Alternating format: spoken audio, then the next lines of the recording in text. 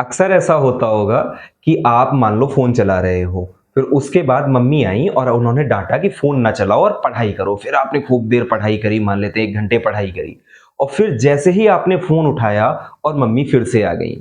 तो इस दौरान मम्मी के मन में क्या परसेप्शन बनेगा कि आपने कोई पढ़ाई नहीं करी या आपने कोई काम नहीं किया। तो आज का अपना टॉपिक है वर्क, एनर्जी एंड पावर और हम लोग बेसिकली इस वीडियो में समझेंगे वर्क के बारे में कि वर्क कब होता है, कब नहीं होता है, कब ये जीरो है, कब ये पॉजिटिव है और कब ये निगेटिव है। तो आपका स्वागत है मेरे YouTube चैनल फ्यूलिंग फिजिक्स में। अब समझते हैं वर्क को। और एक्चुअल में वर्क को समझने से पहले आपको एक वर्ड पता होना चाहिए, स्केलर प्रोडक्ट या डॉट प्रोडक्ट के बारे में। आपको किसके बारे में पता होना चाहिए? डॉट प्रोडक्ट के बारे में पता होना चाहिए। या फिर एक वर्ड होता है स्केलर प्रोडक्ट। एक वर्ड क्या होता है आपका? Scalar product. बहुत सारे बच्चों की जो स्केलर की स्पेलिंग है वो गलत होती है, थोड़ा उसको ध्यान दे रहना। SCALAR लिखा जाता है। तो स्केलर प्रोडक्ट या आपका डॉट प्रोडक्ट, इसको मैंने पढ़ा रखा है आपको। आप मेरे पुराने वीडियोस में जाना, स्केलर प्रोडक्ट सर्च करना, उसमें आपको ये मिल जाएगा। स्केलर या डॉट प्रोडक्ट के नाम से आपको ये मिल जाएगा। तो इस वीडियो को पढ़ने से पहले आपसे मैं रिक्वेस्ट करूंगा कि आप एक बार स्केलर प्रोडक्ट वाले वीडियो को जरूर देख लें। लेकिन फिर भी मैं थोड़ा थोड़ा आपको हिंट जरूर कर देता हूं कि उसमें क्या समझाया था मैंने आपको, जिससे कि आपको क्लियर रहे।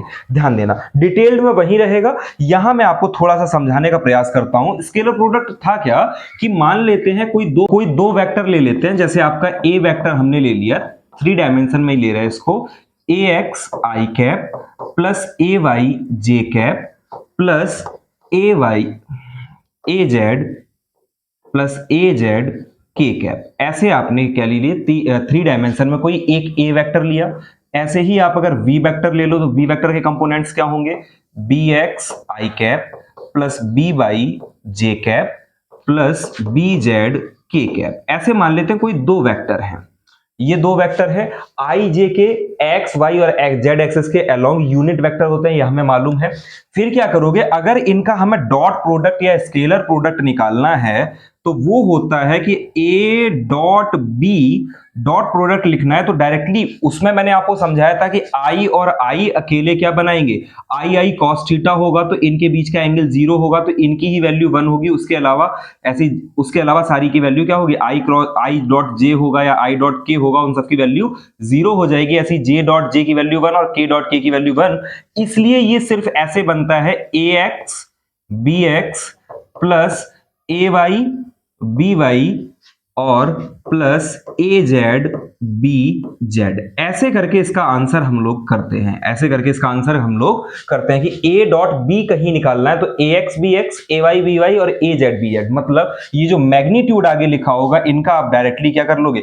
Multiply with negative sign. अगर यहां नेगेटिव है तो उसका भी आपको मल्टीप्लाई करना है। इतना सा ध्यान में आपको जरूर रखना है। ये होता है आपका ए डॉट बी। फर्दर आपको एक और चीज सिखाई होगी मैंने कि अगर ए वेक्टर का मैग्नीट्यूड निकालना है तो किसी वेक्टर का मैग्नीट्यूड निकालने के लिए क्या करते हैं कि अंडर रूट ऑफ उसके एक्स एक्सिस का कंपोनेंट का स्क्वायर कर लो। तो ए एक्स स्क्वायर प्लस ए वाई स्क्वायर और प्लस ए जेड स्क्वायर। ऐसा अगर आप कर लोगे तो उस वेक्टर का आपका मैग्नीट्यूड निकल के आ जाएगा। तो चाहे ए वेक्टर का निकालना हो चाहे बी वेक्टर का निकालना हो, आप ऐसे निकाल सकते हो। फर्दर फॉर्मूला आपको पता होना चाहिए कि ए वेक्टर डॉट बी वेक्टर बराबर होता है ए वेक्टर का मैग्नीट्यूड और बी वेक्टर का मैग्नीट्यूड और कॉस थीटा। ऐसा आपको पता होना चाहिए, जो डिटेल में आपका उस वीडियो में आपको मिल जाएगा। लेकिन फिर भी आपको इतना अगर पता है तो फिर इस चैप्टर के लिए या वर्क समझने के लिए आपको बड़ा आसान रहेगा कि वर्क हो चाहे पावर हो चाहे एनर्जी हो, तीनों ही क्वांटिटी आपकी स्केलर क्वांटिटीज हैं और स्केलर प्रोडक्ट उनके लिए बेनिफिशियल है। क्यों स्केलर है, क्या चीजें हैं, आइए हम वर्क को समझते हैं। तो वर्क क्या होता है बेसिकली उसको समझने का प्रयास करते हैं। वर्क को देख रहे हैं हम लोग, ठीक है ना। अब देखो समझना, वर्क से क्या क्या समझ सकते हैं हम लोग कि वर्क कहां कहां हो रहा है। एक्चुअल में जैसे कहीं मशीन है तो मशीन भी कोई ना कोई वर्क करती है, मजदूर हैं वो भी वर्क करते हैं। और अपने डे टू डे लाइफ में जिसको हम वर्क समझते हैं, या कुली आपका बोझ लेके जा रहा है वो वर्क है, आप कुएं से पानी खींच रहे हो वो भी काम है, मजदूर जो भी कर रहे हैं तो वो सब काम है। एक्चुअल में जैसे मैं बोल रहा हूं ये भी एक काम है। But in manner of physics work वो है जब हम किसी भी ऑब्जेक्ट पे, मान लेते हैं कोई एक सरफेस ऐसे है, कोई एक सरफेस ऐसे है, इस पे कोई एक ऑब्जेक्ट रखा हमने, उसका मास कुछ भी हो सकता है, उस ऑब्जेक्ट का मास m है या जो भी है।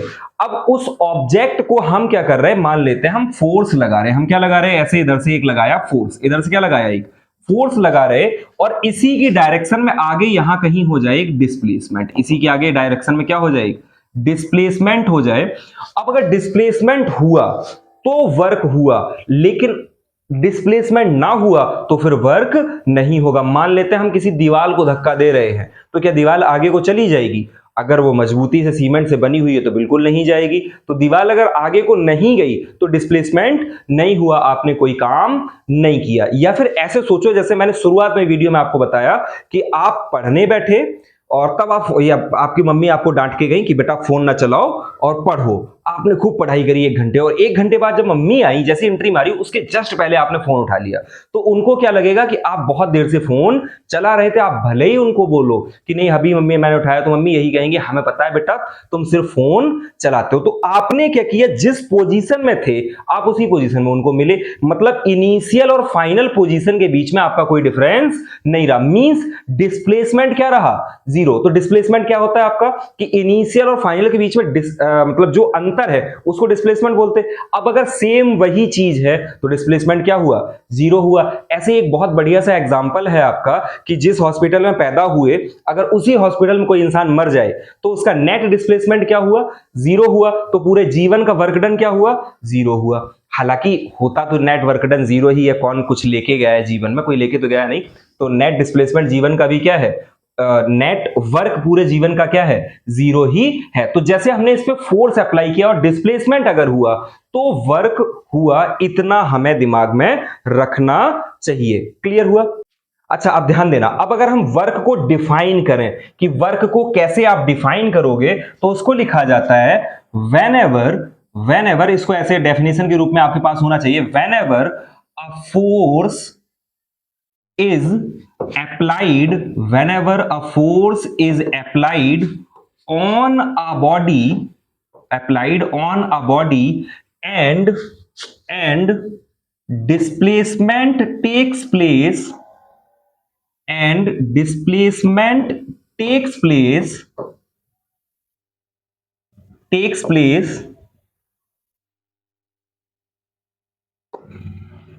then work is said to be done, work is said to be done। Clear हुआ? अच्छा अब एक चीज सुनना, वर्क को डिनोट किया जाता है W से। वर्क को डिनोट किससे किया जाता है, W से। ये एक स्केलर क्वांटिटी है। ये कैसी क्वांटिटी है, स्केलर क्वांटिटी है। एक्चुअल में होता क्या है कि वर्क को जनरली अगर हम डिफाइन करेंगे तो वर्क बराबर लिख देते हैं हम लोग फोर्स इनटू डिस्प्लेसमेंट। क्या लिख देते हैं, फोर्स इनटू डिस्प्लेसमेंट। बट अगर ये फोर्स किसी एंगल के साथ लग रहा है, समझना इसको, वैसे फोर्स इनटू डिस्प्लेसमेंट, अभी मैंने ये स्केलर लिखे हैं, अभी मैं इनको वेक्टर लिखने का तरीका बता रहा हूं। हो क्या ऐसा कोई केस हो कि जैसे ये मास है, इस पे जो फोर्स लगे, ध्यान देना, वो कुछ ऐसे एंगल के साथ लग जाए, ऐसे फोर्स लग जाए, और ये ऑब्जेक्ट कुछ ऐसे मूव कर जाए। ध्यान रखना, फोर्स ऐसे लगा तिरछा, मतलब किसी एंगल थीटा के साथ फोर्स लग गया, किसी एंगल थीटा के साथ फोर्स लगा। तो अगर हम, ये फोर्स है, ये क्या है आपका फोर्स है, और फोर्स का अगर ये वाला कंपोनेंट निकालें तो हमें पता है फोर्स का जिसके साथ थीटा बना होता है वो कंपोनेंट कौन सा होता है, कॉस थीटा। ध्यान देना, जिसके साथ थीटा बना होता है वो कौन सा कंपोनेंट, कॉस थीटा। तो ये वाला जो बेस का कंपोनेंट होगा, जो in the direction of displacement होगा, वो क्या होगा, एफ कॉस थीटा। तो इसी को लिखा जा सकता है, और W is equals to F cos theta into D. और कभी भी जब ये कॉस थीटा है साथ में, तो एफ वेक्टर और डी वेक्टर है अगर ये, तो इन्हीं को लिखा जा सकता है, या अभी वेक्टर ना लगाएं, बाद में इन्हीं को लिखा जा सकता है वेक्टर फॉर्म में, W is equals to F vector dot D vector. समझ में आया? इसी से निकाला जाता है F vector dot D vector. इसकी जो यूनिट होती है, अगर इसकी वर्क की यूनिट की बात करें तो वर्क की यूनिट होती है जूल। वर्क की यूनिट क्या होती है? जूल, JOULE, या कैपिटल J ऐसे आप डिनोट कर सकते हो। इसकी एक और यूनिट होती है, वो होती है कि 1 जूल अगर कहीं लिखा हुआ है तो उसी को लिखोगे 10⁷ अर्ग, ERG। ऐसे करके आपको इसकी यूनिट्स पता होनी चाहिए। फर्दर इसी का आपको डायमेंशनल फॉर्मूला और आना चाहिए। अगर डायमेंशनल फॉर्मूले की बात करें, डायमेंशनल फॉर्मूला ऑफ वर्क आप सबको निकालना आता होगा। नहीं आता है तो सिंपल सा यहां ध्यान देना, कैसे निकालेंगे? वर्क का फॉर्मूला क्या हुआ अभी अपने पास? Force into displacement. Force into क्या? डिस्प्लेसमेंट। फोर्स के लिए डायमेंशनल फॉर्मूला आपको निकालना आता होगा, MLT-2 होता है। आपके टीचर ने बताया होगा कि रटना है। मैंने भी आपको जो पुराने वीडियोस हैं उनमें बताया था कि इसको रट लो। नहीं रटा है अगर तो फोर्स को कैसे निकालेंगे? फोर्स का फॉर्मूला होता है मास इंटू एक्सेलरेशन।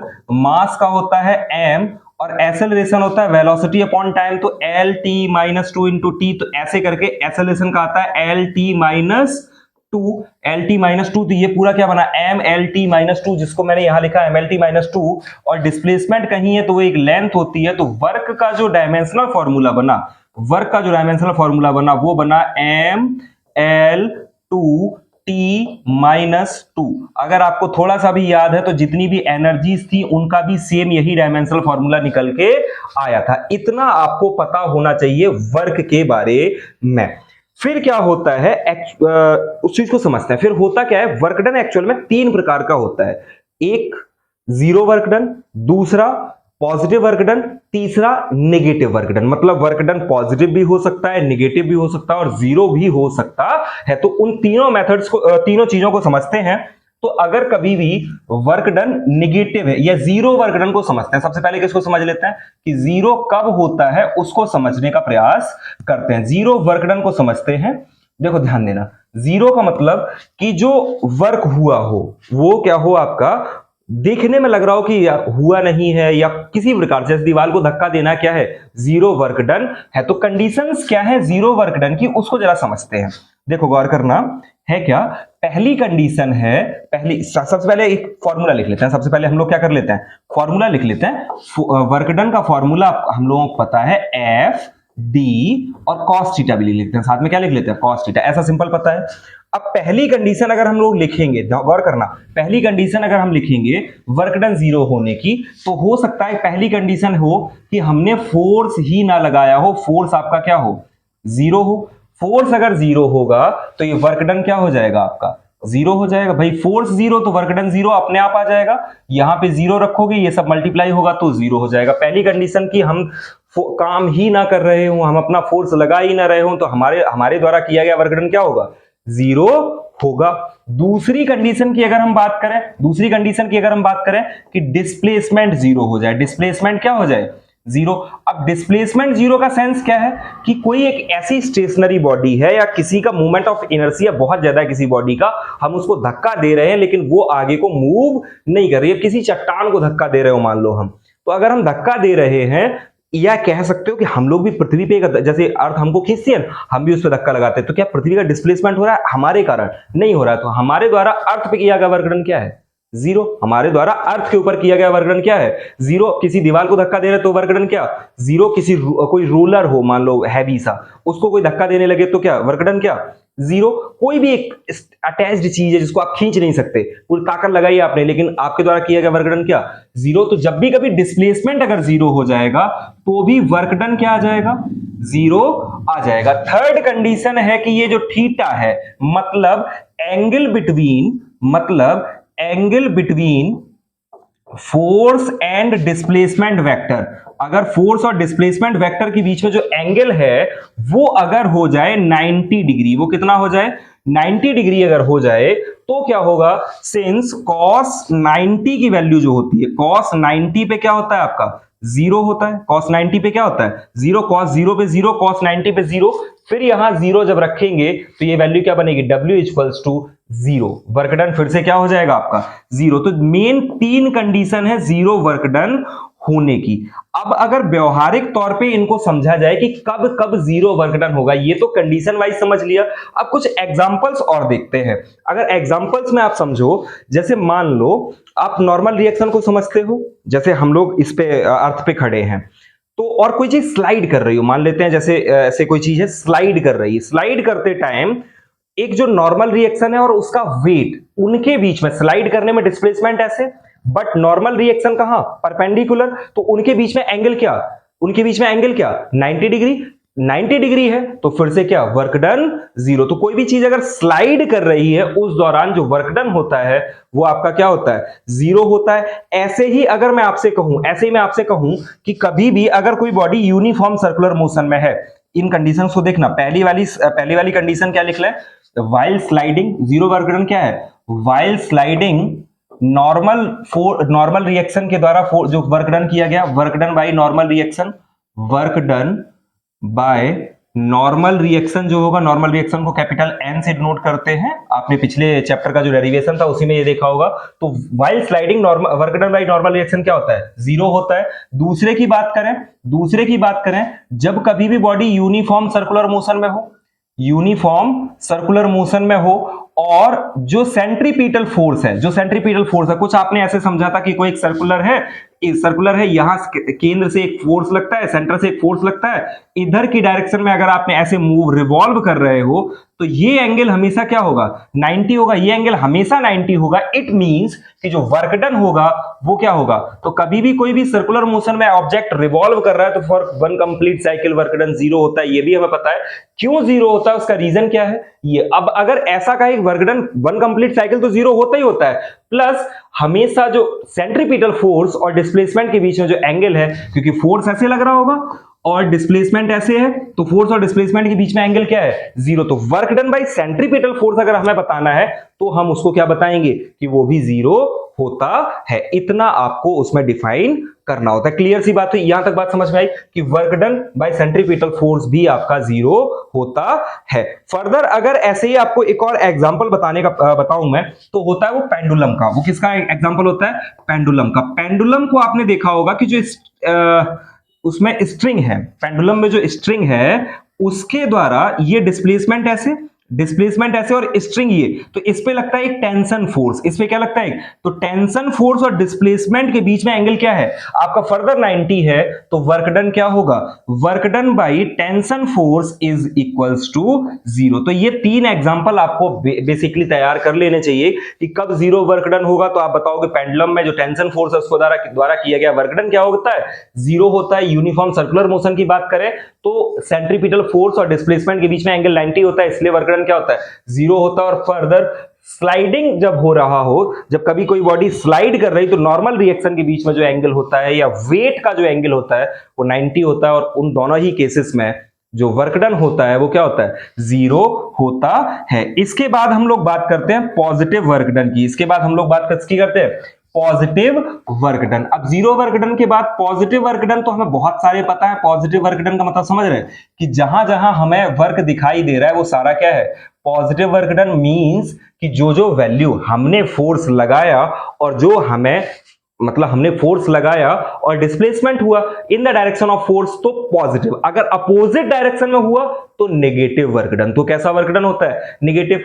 अब कैसे कैसे आप समझ सकते हो, जैसे लिफ्ट है, कोई लिफ्ट में आप फोर्स लगाए, लिफ्ट ने रोप ने ऊपर को खींचने को, ऊपर को ही वो बॉडी गई, it means positive work done. हमने किसी चीज को धक्का दिया वो आगे को चली गई, पॉजिटिव वर्क डन। मतलब जैसे बैलगाड़ी है या घोड़ा गाड़ी है, इसमें क्या है कि बैल आगे को खींच रहा है गाड़ी को, तो आगे को ही गाड़ी गई, इट मींस कौन सा work done, positive work done वहां होता है। इंजन है आपका, आगे को गाड़ी को खींच रहा है, मान लो ट्रेन है, ट्रेन का इंजन है आपका, तो वो गाड़ी को आगे को खींच रहा है, कौन सा वर्क डन आपका, पॉजिटिव वर्क डन होगा। तो आपको ऐसे एग्जांपल्स बता देने हैं। या फिर आप मॉल में गए, एक वो नहीं लिया जाता जिसमें सामान लिया जाता है, आप उस कार्ट को लेके आगे को जा रहे हो, तो आपने कार्ट पे फोर्स लगाया, कार्ट आगे को जाने लगी, वहां कौन सा work done, positive work done होता है। पॉजिटिव वर्क डन के लिए बेसिकली क्या याद रखना होता है कि फोर्स जो थीटा होगा वो थीटा 0 डिग्री से क्या हो, आपका बड़ा हो, 0 डिग्री से क्या हो, बड़ा हो, 90 डिग्री से आपका क्या हो,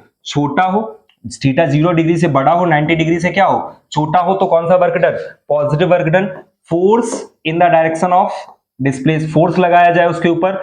डिस्प्ले, तो थर्ड कंडीशन क्या होगी, displacement in the direction of force. तीसरी कंडीशन क्या होगी, displacement in the direction of, displacement in the direction of force. इतना हमें ध्यान रखना चाहिए। एग्जांपल्स मैंने बहुत सारे बता दिए, तो आप in the direction of force, examples मैंने आपको बहुत सारे बता दिए हैं, तो आप उनको तैयार कर लोगे। यहां तक बात समझ में आई। ऐसा अगर कुछ हो रहा है, क्योंकि हमें पता है ना वर्क बराबर होता क्या है, फोर्स इनटू डिस्प्लेसमेंट, और फोर्स का भी कौन सा component, cos component into displacement. तो अगर ये कॉस, हमने जो फोर्स लगाया ना, जिस एंगल के साथ फोर्स लगाया, वो अगर 0 डिग्री से बड़ा है तो पॉजिटिव वैल्यू, 0 डिग्री पे एक्चुअल में ये 1 है, 0 डिग्री पे तो मैक्सिमम वर्क है, लेकिन 0 से बड़ा है या इक्वल भी कह सकते हो, 0 के क्या बता सकते हो आप, इक्वल भी बता सकते हो कि 0 के बराबर हो या 90 से छोटा हो, तो वर्क डन क्या होगा आपका, पॉजिटिव होगा। इतनी सी बात आपको पॉजिटिव वर्क डन में बता देनी होती है। फर्दर अगर मैं बात करूं नेगेटिव वर्क डन की,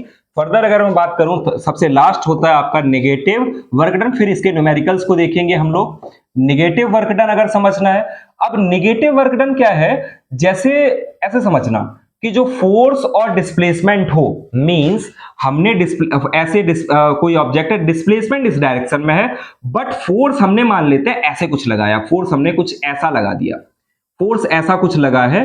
अब ये कहां संभव है, अगर आपसे पूछा जाए कि 90 डिग्री से ज्यादा फोर्स लग चुका है, 90 डिग्री से ज्यादा एंगल के साथ फोर्स लगा है, मतलब cos थीटा की वैल्यू 90 से ज्यादा है, तो आप ऐसा समझ सकते हो थीटा ग्रेटर देन क्या हो आपका 90 होगा, तो जो वैल्यू होगी cos थीटा की नेगेटिव होगी।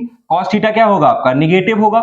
cos थीटा नेगेटिव होगा तो वर्क डन क्या होगा आपका, नेगेटिव होगा। अब ये कंडीशन होती क्या कहां है, पहली अगर मैं आपको समझाऊं, व्हाइल ब्रेकिंग, जब भी कभी आप किसी चीज में ब्रेक लगा रहे हो, ब्रेक इन द सेंस या स्टॉपिंग कह सकते हो, ब्रेकिंग ऑब्लिक स्टॉपिंग समथिंग। अब जब आप कोई चीज स्लाइड कर रही है या मूव कर रही है, जैसे गाड़ी है, आपका मोमेंटम बना हुआ बढ़िया से अच्छे से मूव कर रही, तो आप ब्रेक लगाते हो, या कार में ब्रेक लगाई, ब्रेक लगाने पे हुआ क्या कि वो चीज आगे को जा रही है, फोर्स कहां को लगा, पीछे को, फोर्स कहां को लगा, पीछे को, तो वो कौन सा work done, negative work done वहां होगा। इतनी सी बात दिमाग में आई, इतनी सी बात समझ में आई कि वहां कौन सा वर्क डन होगा, नेगेटिव वर्क डन।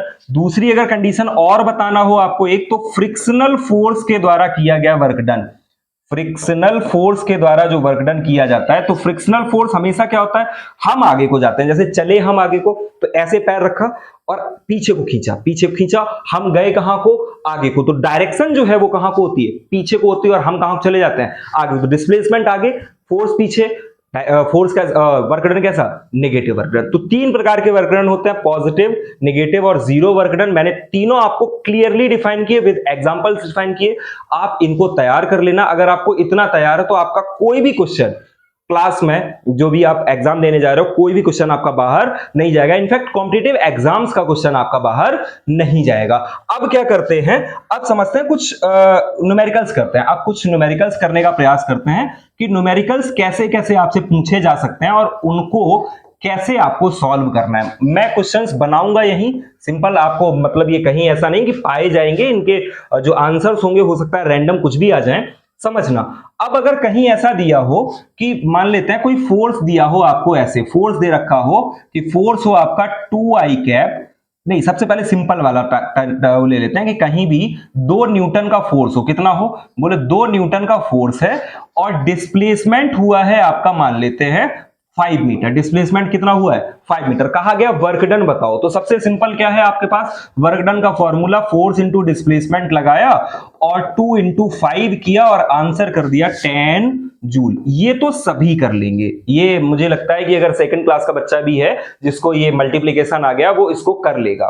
बट ऐसे क्वेश्चंस आपसे पूछे नहीं जाएंगे, पूछा ये जाएगा कि यार अगर, या फिर ऐसे कहा जाएगा कि एंगल ऑफ प्रोजेक्शन। अब आप समझना दूसरा क्वेश्चन कैसे हो कि फोर्स ऐसे ही दे दिया गया हो, बोले 10 न्यूटन फोर्स है, डिस्प्लेसमेंट दे दिया गया बोले 5 मीटर है, और कहा गया कि इनका प्रोजेक्शन, वर्ड क्या यूज कर लेंगे वो लोग, बोले प्रोजेक्शन इनका जो है वो दे दिया है, बोले projected at 60 degree, projected at 60 degree. ये जो फोर्स का प्रोजेक्शन है वो कितना है, 60 डिग्री है। तो कहा गया वर्क डन बताओ, तो आपको फॉर्मूला यूज करना है, work is equals to force into displacement into कौन सा, कॉस थीटा।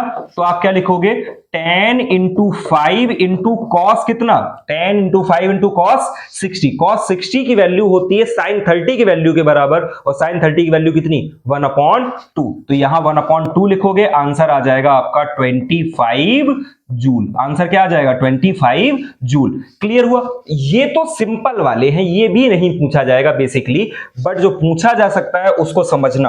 अब उसको थोड़ा बड़ा सा मैं समझाता हूं कि मान लेते हैं कोई फोर्स दे रखा हो आपको वेक्टर फॉर्म में, जिसमें दे रखा हो मान लेते हैं 2i cap plus 3j cap minus k cap. Minus भी मैं इसीलिए ले रहा हूं कि कंफ्यूजन एक बार में ही सारे प्रकार के न्यूमेरिकल हो जाए आपके। फिर क्या किया, इधर हो 5i cap minus j cap plus 7k cap. कठिन भी मैंने 5 और 7 डिजिट्स इसीलिए लिख, थोड़ा कठिन सा आपको लगने लगे।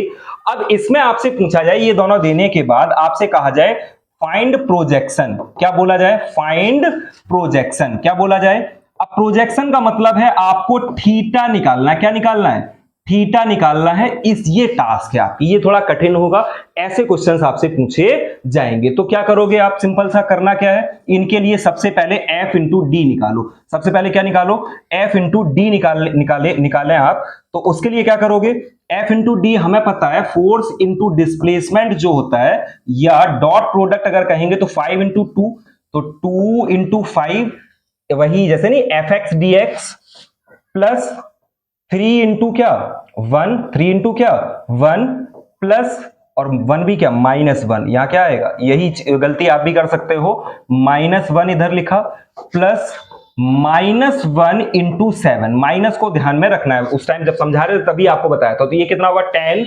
-3 -7। गौर करना, ये कितना हुआ, ये 10 प्लस ये -3 हुआ, ये कितना हुआ -3 और -7। वर्क डन क्या, 0। वर्क डन क्या हुआ, 0 हुआ। अब सबसे बड़ा देखो कितना बढ़िया क्वेश्चन अपने आप बन गया एक, इनका वर्क डन क्या है, 0 है। तो प्रोजेक्शन क्या आना चाहिए, अगर हम लोग थोड़ा सा भी दिमाग लगाएं, प्रोजेक्शन तो 90 डिग्री आ जाना चाहिए। अब कॉम्पिटिटिव एग्जाम्स में अगर ये क्वेश्चन हो तो सबसे प्यारा क्वेश्चन है, एक तो अगर किसी को आता होगा तो करेगा, और यहीं आके वो सीधा आंसर करेगा प्रोजेक्शन क्या होना चाहिए, 90 डिग्री होना चाहिए या 270 होना चाहिए। तो आपको क्या करना है, अब इसको हम लोग निकालने का प्रयास करते हैं कि ये 90 डिग्री आता है या नहीं आता। ये तो 0 आ गया, अब 90 डिग्री आने के लिए क्या करना पड़ेगा, गौर करना। फिर क्या करें, एफ का क्या निकाल लें हम, एफ का क्या निकाल लें, मैग्नीट्यूड निकाल लें। एफ का मैग्नीट्यूड क्या आएगा, बोलना जरा। 2 का स्क्वायर कितना 4, 3 का स्क्वायर कितना 9, प्लस 1 का स्क्वायर कितना 1। तो ये कितना हुआ, 9 4 13 और 1 14 हुए। √14 यहां बना, क्लियर है, √14 यहां बना। ऐसे डिस्प्लेसमेंट को निकालोगे तो क्या बनेगा, बोलना जरा। क्या बोलोगे कैसे, लिखा है 5 का स्क्वायर कितना, 5 का स्क्वायर कितना 25, 5 का स्क्वायर कितना 25 प्लस 1 प्लस कितना 49। इनको जोड़ोगे आप तो 49 1 50 हुआ, 50 प्लस 25 √75। अब ये हुआ, देखो होता क्या है, मैंने क्या बताया था कि cos थीटा अगर कहीं लिखना है तो वो होता है आपका f वेक्टर, या वहां ए बी के फॉर्म में लिखा था f vector dot B D vector upon में f वेक्टर का मैग्नीट्यूड और d वेक्टर का मैग्नीट्यूड। अब ये ऊपर वाला टर्म आपका क्या है, 0 है, तो ये ऑटोमेटिक चाहे ये वैल्यू कुछ भी आ जाए, चाहे ये वैल्यू कुछ भी आ जाए, ये टर्म क्या रहने वाला है 0। तो cos theta is equals to क्या 0, cos theta is equals to क्या 0। ये कब संभव है, जब cos थीटा कितना हो 90 डिग्री हो। तो थीटा इज इक्वल्स टू क्या हो जाएगा, आपका आंसर हो जाना चाहिए 90 डिग्री। समझ में आया, थीटा इज इक्वल्स टू क्या आंसर करेंगे हम लोग, 90 डिग्री आंसर कर देंगे। ये सिंपल सा एक आपका क्वेश्चन सॉल्व करने का तरीका हुआ। अब मैं एक दो क्वेश्चंस आपको दे रहा हूं, फिर एक अलग प्रकार का क्वेश्चन और करा रहा हूं, उसके बाद वीडियो को एंड करेंगे, ध्यान देना। अब एक दो क्वेश्चंस आपके लिए, गौर करना। जैसे अगर कहीं लिखा होता फोर्स, सेम वही आपको cos थीटा निकालना है, फोर्स लिखा होता 2i cap minus 3j cap plus 4k cap plus 4k cap, ऐसे लिखा होता। डिस्प्लेसमेंट आपको दिया होता, मान लेते हैं 5i cap minus 6j cap plus 7k cap ऐसे दिया होता, 7k कैप ऐसे दिया होता और आपसे कहा जाता कि वही प्रोजेक्शन निकालो। क्या निकालना है आपको? प्रोजेक्शन। इन सब में मैं 2-3 क्वेश्चन आपको दे रहा हूं, उन सबका आपको प्रोजेक्शन निकालना है, मतलब थीटा की वैल्यू आपको कमेंट करनी है। अगर नहीं आए समझ में तो भी मैं आपको समझाने की कोशिश करूंगा किसी भी तरीके से, कमेंट करना आप, तो नेक्स्ट वीडियो भी उस पर बना देंगे हम। देखो थर्ड वाला अगर हम गौर करें, एक और क्वेश्चन आपको दे रहा हूं कि फोर्स दे दिया गया, डिस्प्लेसमेंट दे दिए गए। अब फोर्स और डिस्प्लेसमेंट में एक चालाकी मैं कर दे रहा हूं आपको, थोड़ी चालाकी उसको समझने की कोशिश करना। चालाकी ऐसी होगी कि हम बता नहीं रहे उसको, -2j कैप -3i कैप और इधर है आपका 4j cap plus 5k cap और -2i कैप, ऐसे कुछ दे रखा हो। तो अब आप खुद समझ लेना कि आपको क्या करना है और आपको इसके लिए भी क्या वही सेम चीज थीटा की वैल्यू को कैलकुलेट करना है। तो इसको आप करोगे तो थोड़ा सा कठिन आपको महसूस होगा, गलत भी आएंगे आंसर्स, गलत भी आएंगे, पर आप कमेंट करोगे तो मैं आपको एग्जैक्ट सही आंसर बताऊंगा कि इसका सही आंसर क्या आएगा। और अगर एक और सवाल ले लें, उसमें क्या कर रहे हैं, एफ ले लें, डिस्प्लेसमेंट ले लें, ठीक है ना, फिर कोऑर्डिनेट वाले सवाल आपको देता है, क्या हो, 2 ही हर बार ले रहे हैं, चलो बदल देते हैं, यहां 3i कैप माइनस या plus 4j cap plus 5k cap ऐसे सवाल हो, और इधर दे रखा हो 12i cap plus 2j cap minus 4k cap, ऐसे कोई एक सवाल हो सिंपल सा, उसके लिए आपको थीटा की वैल्यू कैलकुलेट करनी हो तो आप इनको कैलकुलेट करना और कमेंट करना। ये सवाल आपके बड़े सिंपल से हैं, जो पुराना मेथड है आप उसको देखोगे, उससे ही करोगे तो वैल्यू सबकी निकल के आएगी। फर्दर कुछ क्वेश्चंस ऐसे होते हैं, गौर करना, कुछ क्वेश्चंस ऐसे दिए जाते हैं कि मान लेते हैं क्वेश्चन है ऐसे कि फोर्स की वैल्यू दे दी गई आपको, मान लेते हैं किसी टर्म में, या ऐसे दे दी गई, मान लो फोर्स की वैल्यू दे दी गई 2i cap plus 2j cap plus 2k cap, ऐसे दे दी गई किसी भी टर्म में, ऐसे आपको फोर्स की वैल्यू दे दी गई,